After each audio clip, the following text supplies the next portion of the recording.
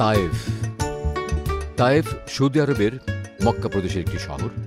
মক্কা থেকে তায়েফ ১০০ কিলোমিটার দক্ষিণ পূর্বে।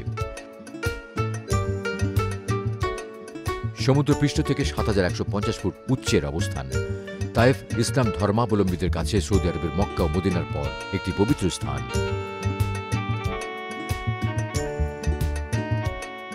ষষ্ঠ শতাব্দীতে তায়েফ বনু সাকিফ গোত্রের শাসনাধীন ছিল। প্রাচীর দিয়ে ঘেরা এই শহরটি পৌত্তলিকদের ধর্মীয় উপাসনা স্থল ছিল। সেখানকার উপাসনালয়ে তায়েফের দেবী নামে অভিহিত আল্লাত দেবীর মূর্তি ছিল। মরুভূমির লোহিত সাগরের কাছের শুষ্ক ও অনুর্বর অঞ্চলের আবহাওয়া থেকে তায়েফের আবহাওয়া ভিন্নতর। দীর্ঘকাল ধরে তায়েফ গম ও আঙ্গুর সহ ফলমূল উৎপাদনের জন্য প্রসিদ্ধ। মহানবী মুহাম্মদ সাল্লাল্লাহু আলাইহি ওয়াসাল্লাম জীবদ্দশায় ২ বার তায়েফে গিয়েছিলেন। প্রথম দফায় তায়েফ শহর থেকে ৯০ কিলোমিটার দূরে বনু সাদ অঞ্চলে তার দুধ মায়ের ঘরে তিনি লালিত পালিত হন। দ্বিতীয় দফায় তিনি ইসলাম ধর্মপ্রচারের উদ্দেশ্যে তায়েফ যান।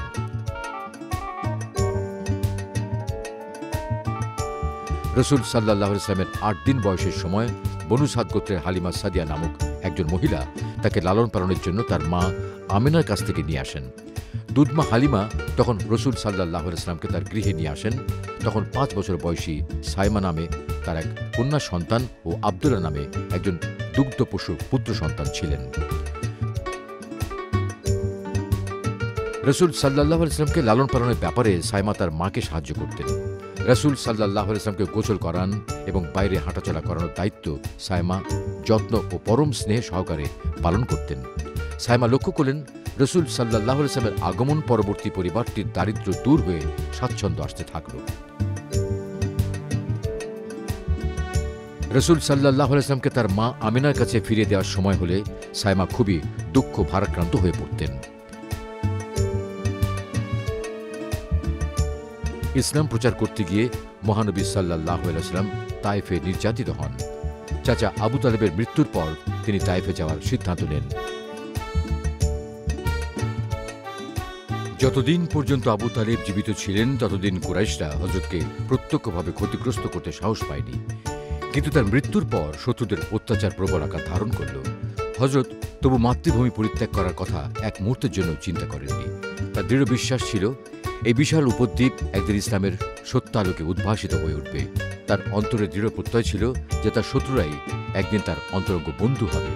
কিন্তু শেষ পর্যন্ত কুরাইশদের শত্রুতায় অতিষ্ঠ হয়ে হযরত সাল্লাল্লাহু আলাইহি ওয়াসাল্লাম পালিত পুত্র যায়েদকে সঙ্গে নিয়ে তায়েফ গমন করলেন।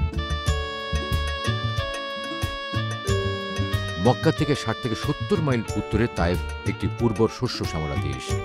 তায়েফের বনি সাকিফ গোত্রের সঙ্গে হযরতের সম্পর্ক ছিল। বাল্যকালে এই গোত্রের মধ্যে তিনি লালিত পালিত হয়েছিলেন। তিনি ১০ দিন যাবৎ তার ধর্মের বাণী তায়েফবাসীর কাছে পৌঁছাতে লাগলেন, কিন্তু কোনো আশাপ্রদ ফল লাভ হল না। তায়েফবাসী হযরতের উপর জঘন্য অত্যাচার করে তাকে শহর থেকে তাড়িয়ে দিল। তিনি যখন মক্কায় ফিরছিলেন তখন তায়েফবাসী তাকে অনুসরণ করে প্রস্তরাঘাতে জর্জরিত করে তুলল।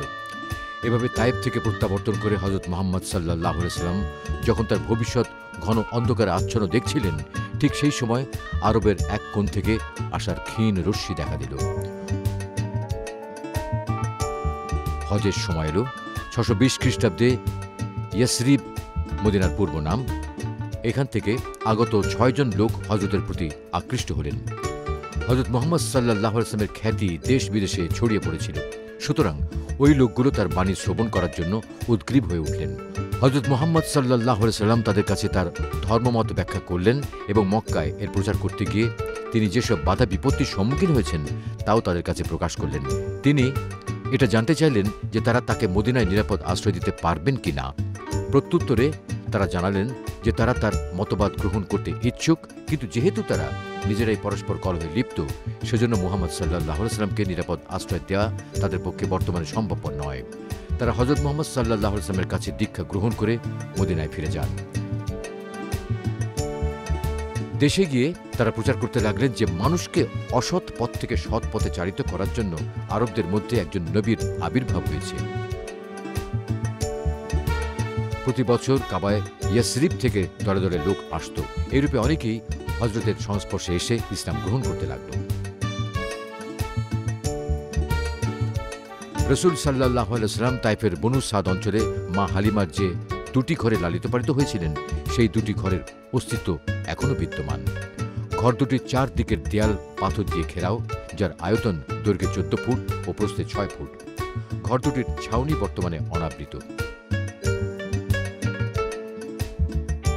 সে সময় সেখানকার ঘরের উপর খেজুর পাতার যে ধরনের ছাউনি থাকত, এ দুটি ঘরের উপরও অনুরূপ ছাউনি ছিল। ঘর দুটি দেখার জন্য প্রতিদিন তথায় পুণ্যার্থীরা যান। বর্তমানে ঘর দুটির মেঝেতে জায়নামাজ বিছানা রয়েছে। পুণ্যার্থীদের অনেকে শুকরিয়া স্বরূপ নফল নামাজ আদায় করেন সেখানে। 1517 সালে মক্কার শাসক হেজাজের অংশ হিসাবে অটোম্যান সুলতানের নিকট তাইফ হস্তান্তর করেন। এ সময় তার নিকট মক্কা ও মদিনা শহরের চাবিও হস্তান্তর করা হয়। তাইফ সহ মক্কা ও মদিনা 300 বছরব্যাপী 1802 সাল অবধি অটোম্যানদের নিয়ন্ত্রণে থাকে।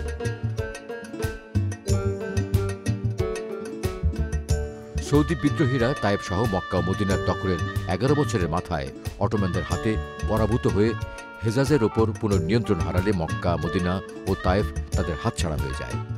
1916 সাল পরবর্তী কিছুকাল তায়েফ হাশিমিয়া গোত্রের নিয়ন্ত্রণে থাকে। এরপর বিভিন্ন যুদ্ধের মধ্যে দিয়ে সৌদি রাজবংশের প্রতিষ্ঠাতা 1932 সালে নজদ ও হেজাজকে একীভূত করে উভয় প্রদেশে তার শাসন প্রতিষ্ঠা করলে তায়েফ হেজাজের অংশ হিসেবে সৌদি রাজতন্ত্রের অধীন হয়।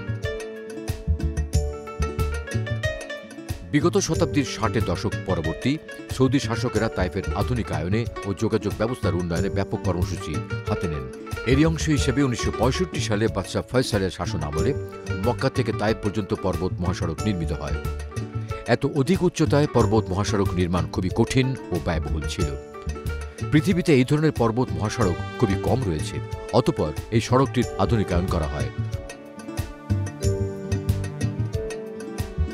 বর্তমানে সড়কটি মাঝখানে ডিভাইডার দিয়ে বিভক্ত, দ্বিমুখী 4 লেন বিশিষ্ট। সম্পূর্ণ সড়কটি উভয় পাশে সড়ক বাতি দিয়ে আলোকিত। সন্ধ্যার পর যখন সড়ক বাতি জ্বালানো হয়, সড়কের যে কোনো অংশের পাদদেশ থেকে এই দৃশ্য অভূতপূর্ব। বর্তমানে সড়কটির পাশে উল্লেখযোগ্য সংখ্যক অবকাশ যাপন কেন্দ্র নির্মাণ করা হয়েছে।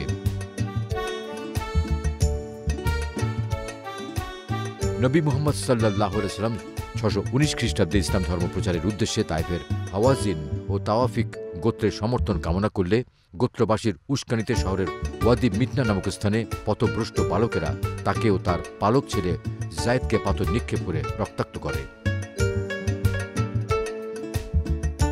দুজন মক্কাবাসী অতঃপর তাকে ও তার পালক ছেলেকে তাদের আঙুর বাগানে আশ্রয় দেন। তাই ভ্রমণকালে মুসলিম পুণ্যার্থীরা তারের বেড়া দিয়ে আবৃত্তি ওয়াদি মিটনা পরিদর্শনকালে রাসূলুল্লাহ সাল্লাল্লাহু আলাইহি ওয়াসাল্লামের উপর অমানসিক নিপীড়নের কথা স্মরণে অশ্রু সংবরণ করতে পারেন না। প্রাক ইসলামিক যুগে এই স্থানটিতে বার্ষিক সামাজিক, রাজনৈতিক ও ব্যবসায়িক মিলন মেলা বসত। এই স্থানটিতে কবিতা আবৃত্তি ও গল্প বলার প্রতিযোগিতা অনুষ্ঠিত হতো। তৎকালীন ভবনগুলোর অবশিষ্টাংশ ও আগ্নেয় শিলার প্রাচীরের অস্তিত্ব এখনও স্থানটিতে দৃশ্যমান। পাথরের উপর খোদাইকৃত স্থানটির সন্নিকটে উসমানীয় তুর্কি শাসকদের নির্মিত দুর্গের ভগ্নাংশের চিহ্ন খুঁজে পাওয়া যায়। স্থানটিতে অনেক যুদ্ধ সংঘটিত হয় এবং সেখানে যুদ্ধে নিহত ব্যক্তিদের কবর রয়েছে।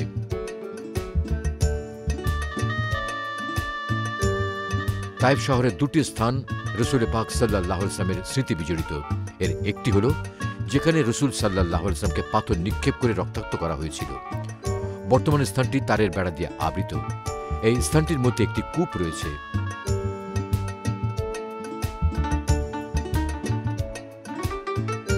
আর অপর যে স্থানে রাসূল পাক সাল্লাল্লাহু আলাইহি ওয়াসাল্লামের পদধূলি পড়েছিল, সেই স্থানে বর্তমানে প্রাচীনকালে নির্মিত একটি মসজিদ রয়েছে।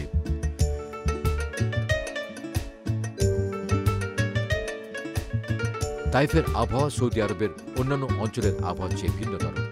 সৌদি আরবের নিম্নাঞ্চলে গ্রীষ্মকালে যে আবহাওয়া থাকে, তাইফের আবহাওয়া গ্রীষ্মকালে তেমন উষ্ণ নয়।